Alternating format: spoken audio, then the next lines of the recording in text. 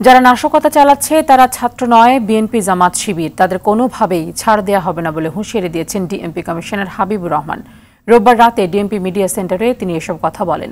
Curfew মেনে চলার আহ্বান জানিয়ে তিনি বলেন, গণমাধ্যম সহ জরুরি সেবা কারফিউর আওতার বাইরে থাকবে। বিদেশগামীদের জন্য তাদের টিকিট পাস হিসেবে গণ্য হবে। আন্দোলন নিয়ন্ত্রণে পুলিশের সাথে অস্ত্রধারী কারা, এমন প্রশ্নের জবাবে ডিএমপি কমিশনার বলেন, অভিযোগ পেলে ব্যবস্থা নেওয়া হবে।